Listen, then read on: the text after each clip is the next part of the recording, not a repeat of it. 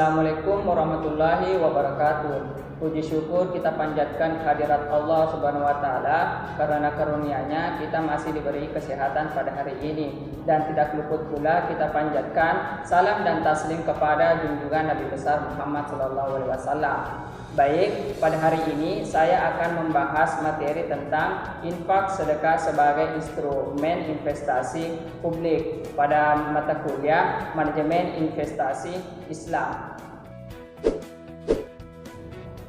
Baik, pada materi pertama saya akan membahas tentang pengertian infak dan sedekah. Infak adalah mengeluarkan sebagian harta benda yang dimiliki untuk kepentingan yang bersifat kemaslahatan. Infak tidak mempunyai nisab sehingga infak boleh dikeluarkan oleh orang yang berpenghasilan tinggi maupun rendah, pada saat lapang maupun susah.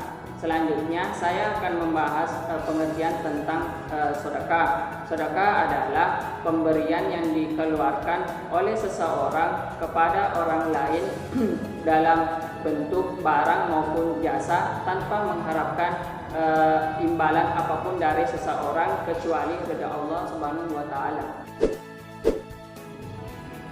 Baik, selanjutnya saya akan menjelaskan materi kedua, yaitu perbedaan zakat, infak, dan sedekah.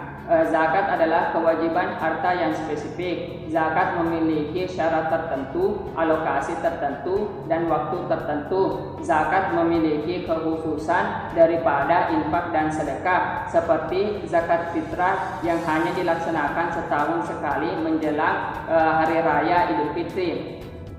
Yang kedua, infak, yaitu mengeluarkan atau membelanjakan sebagian harta benda yang mencakup zakat dan non-zakat. Infak ada yang wajib dan ada yang sunnah. Infak yang wajib seperti nazar, kafarat, dan zakat. Sedangkan infak yang sunnah itu seperti infak kepada fakir miskin, sesama muslim, dan infak bencana alam dan lain-lain. Yang ketiga adalah sedekah. Sedekah di sini lebih mencakup luas, tidak hanya memberikan harta benda kepada orang lain, namun sedekah mempunyai makna luas seperti memberikan senyum kepada orang lain, menghilangkan duri di jalan, ataupun berbuat baik kepada orang lain.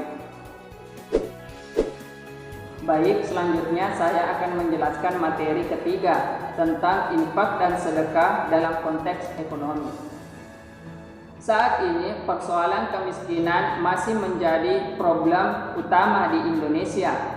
Pemerintah telah melakukan berbagai ikhtiar untuk mengurangi angka kemiskinan, baik melalui instrumen APBN maupun ZIS atau biasa disebut dengan zakat, infak, dan sedekah. ZIS merupakan sumber pendanaan dari masyarakat muslim yang sangat potensial untuk meningkatkan kesejahteraan masyarakat bila dikelola secara profesional. Hasil riset menunjukkan bahwa program pemberdayaan yang dilakukan oleh Badan Amil Zakat Nasional atau Basnas dapat dikategorikan menjadi dua bagian, yaitu konsumtif dan produktif. Zakat, infak, dan sedekah merupakan instrumen pendanaan dari umat Islam yang sangat penting untuk mengentaskan kemiskinan. ZIS dikumpulkan dan didistribusikan karena dimotivasi oleh keyakinan atau iman bahwa harta yang dimiliki oleh umat Islam harus dibersihkan dari unsur non-halal. Ditumbuh kembangkan dengan ZIS dan meratakan kesejahteraan bagi banyak orang. ZIS dikumpulkan secara sukarela karena iman merupakan sumber dana segar untuk membantu kelompok-kelompok masyarakat yang tidak mampu agar berdaya dan makin sejahtera. Bila ZIS pengelolaan dilakukan secara profesional, tentu cita-cita umat Islam memiliki pendidikan, kesehatan, dan ekonomi yang baik akan terwujud dengan mudah. Pendistribusian ZIS konsumtif diwujudkan dalam program beasiswa, pendidikan, biaya kesehatan, bedah rumah, santunan guru ngaji, dan pembinaan mualaf. Penelitian juga menemukan bahwa penyaluran ZIS produktif digunakan untuk modal peternakan, modal usaha, pertukaran, dan teknisi atau bengkel.